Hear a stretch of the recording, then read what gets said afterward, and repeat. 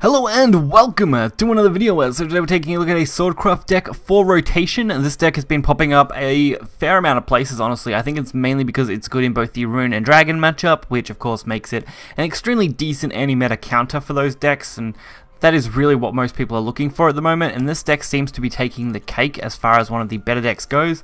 This variation isn't 100% perfect, honestly. The only two things I would change out is adding the third Honorable Knight, and of course the third Blazing Light Admiral, and probably just swap out one Zeta and one Frontline Cavalier. It would match more to what the Mana Surge tier list is like, but this deck has been floating around for a few days before that was changed up. So hopefully you guys will enjoy this deck. It's a little bit of fun and does a decent job. It's also not ridiculously expensive as far as some decks can go. I mean, Haven decks, top end ones especially, used to be quite heavy. Now Lionhaven is reasonably cheap, but the sword decks have always been quite heavy for the last probably 3 expansions with Legendary, so it's not on the real heavy side. It's kind of on the average sword deck side now, so hopefully you guys will enjoy it. Let's get right into it and check it out. So this video is predominantly against Dragon, mainly because they were the most common matchups that I was going up against with this deck, and the few matches I did lose were actually a Sword Mirror match, which I happened to go second in, so you can see why I would lose that one. And the other matchup I actually lost was against Portal, and it was an extremely tight game, mainly just come down to the fact that they ended up top decking lethal in the Altersphere combo, so getting out 7 damage off that was really too perfect for them. Otherwise I probably would have won the following turn. Very close game though. But Dragon really does let this deck show off why it's so good in the anti-meta and how it deals with things. Even in a tight spot, this deck can just generate a lot of followers, and that's kind of what you want. Being able to generate as much damage and followers as possible and be reasonably aggressive without sacrificing everything in your hand is usually how I tend to play this deck, and it does do fairly well. We will be having a Earth Rune video tomorrow, hopefully, if everything goes to plan. I've been messing around with that a little bit, and that should be a lot of fun, but as far as this deck goes, I would definitely recommend it if you've already got most of the cards to build it. If you're only short 1 or 2 legendaries, I would highly recommend crafting it and giving it a go if you're interested in the current meta, as this deck does do fairly well.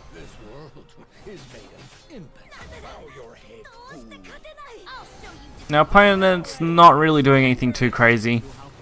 I mean, they're getting a lot of draw power here, and that's really it. Getting a heap of draw power isn't going to be the be-all and end-all of this. And Frontline Cavalier, not a bad option. It's going to stack our board up, which is exactly what we want. Since we had to wait till turn 5 to take any decent advantage of it, I think we did an okay job. I have taken a liking to Honorable Knight on turn 8. That really does help.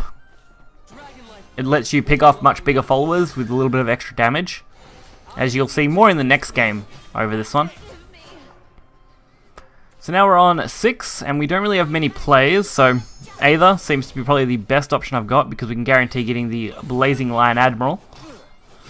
And I ended up using Honorable Knight just to fill up the board for that Blazing Lion Admiral. Unfortunately though, I completely neglected the fact that, of course, Omen was very likely to be played, making that play pretty much useless. I mean, if I had have taken a little bit better notice, I probably would have realized it was going to go into turn 7 and we were going to be in trouble there, but overall we did end up with 1 follower surviving, and that's not the worst thing ever. So we are going to be able to get 4 damage to the face. We are now protected against any kind of damage like last turn, so that should at least give us a shot. Poseidon, that's promising. I mean, they're going to at best get rid of 1 thing here, and that shouldn't be too much of a nightmare to deal with. Chromatic Duel. If we tend to go for the Siegfried combo more so than anything at the moment, I found that going for those 2 tends to be better in more cases. Another Omen of Disdain though, not much fun to deal with.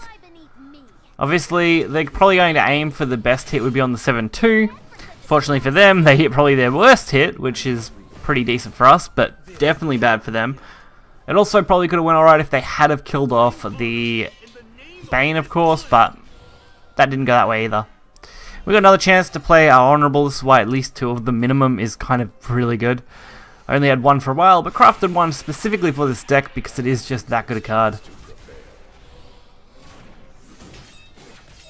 So at first I was a little worried that this would be a problem, but looks like it's not going to be too bad. Obviously they didn't want to overdraw too much there, otherwise they would have targeted the 4-4. Now I was trying to come up with a way to get as much damage as I could at this point. And the best way I could come up with was to, of course, return everything here. Hit face with the Spares Messenger for 5.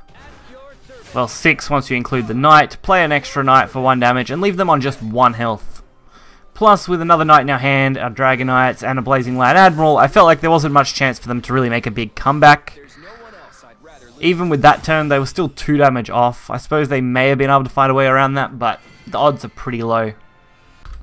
Also, I haven't seen a lot of Dragon players running Omen of Craving, so that was a very big anomaly for the Dragon matchup. It's definitely not something I was expecting. I was actually expecting to have a very easy lethal, but that would have made it much, much closer. If I was expecting that, maybe that's a tech that's pretty popular right now. I haven't seen too many major Dragon matchups. Dragon sort of dying off a little bit because of how much Rune has started jumping onto the ladder.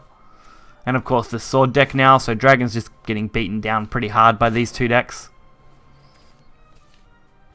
So of course, Leo the Crescent Blade is a really good turn 2 play.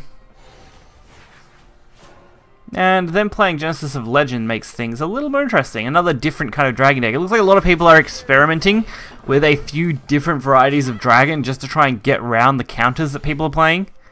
And honestly, Genesis of Legend isn't a bad option. I mean, it does force me to have to try and remove this using unconventional means. Luckily for me, Fatal Spell Bomb will be perfect for that anyway. And I get to go face. Serpent Drake, not a card I want to deal with, but one that I'm going to have to. Now, if I had have planned this damage out slightly better, I probably could have actually just kept the Apostle of Usurpation, but then I would have missed a good chance to go for face damage, and I didn't really want to miss out on that, so I did decide just to throw away the Apostle in favor of getting the 2 damage to the face. Probably could have played that a little better and ended up with a little bit of a better board as far as things went. I mean, having a 5-2 or whatever it would have been much better. So maybe missing out on that 2 damage wouldn't have been so bad. Although we probably would have lost it anyway, based on that play. So Dragon Knights, I went for Vayne with, of course, Gilded Boots. That way I can keep my Evo, he'll heal himself up, and we have a pretty solid 3-4 to hit the board. Another Omen of Craving, so it seems like Dragon's really starting to take that. I've also seen a few Omen of 1 Dragon decks. I actually think this one might be a variation on that. I think so. So maybe that's what's become popular now in Dragon as a decent countermeasure. Yeah, so there it is. Omen of 1. Unfortunately, one of the few cards I never did pull from Omens was Omen of 1. I would have loved to have built a full-on few Omen of 1 decks, but luckily they'll never super meta. So I probably could have played the Chromatic Duel. Not that it's a big issue, honestly. So we're going to clear this board out and leave up our 8-5 now, or 10-5, sorry, with the Evo, of course. So as long as you make your order of play right, you can usually clear pretty easily once you do drop one of these. So this Wild Flame Dragon, not going to be quite as fun to remove, as we do have to deal with it. So realistically, I probably should have went for the Chromatic Duel play and come up with a way to do it that way. And if I had have traded right here, I could have got an extra 1 damage out of this a lot easier. That way I wouldn't have had to sacrifice this 1-1 here. And I could have actually got 1 damage to face. But I mean, it wasn't the end of the world. It worked out, we cleared the big guy, and that was what was important for this match. There is the Izahaka. So they're probably thinking, hey, they're going to have to kill this now. And luckily for me, that top deck there really saved our life. As using this, again, similar to how we used it last time, is going to allow us to go for lethal pretty easily, especially with an Oathless Knight. And if I had played Oathless Knight correctly, it wouldn't have even been as big a problem. I could have probably just struck them and then played Oathless Knight and had even more damage to face, but it worked. We got what we needed out of it. Removing as many big drops as we could was the most important thing for me at this stage. And we even got another Blazing Light Admiral because the invocation went off and we scored 15, or more deaths, which is great, honestly. Fortunately, I do only have 2 of these as well, otherwise next turn a third one would have been pretty amazing. But 2 does a pretty decent job. I usually find if you are low on legendaries, 2 of the ones that you want for competitive use are usually suitable. They're not optimal, but very suitable for your needs. And that does end up rounding out that game pretty nicely. So I hope you guys did enjoy this video. This deck is a lot of fun to play and does a fairly decent job. With a little bit of practice, you get the hang of what's the more optimal ways to play around, of course, Honorable Knight and Lion Admiral so that you can get the most out of those cards. But really, that's the only thing that might be slightly tricky in this deck. Everything else is pretty straightforward. One of the better combos that I haven't had to take advantage of yet is Rapier Master, because it is classed as a 1-drop, even on Enhanced 10, I believe. Giving it basically Storm once you have Honorable Knight's effect on board can be absolutely crazy. I mean, adding all those pluses together is just nuts, so getting a really decent drop out of it is pretty good. So if you guys did enjoy this video, hit the like button and subscribe. You'll find the deck list in the description below. Until next time, see ya.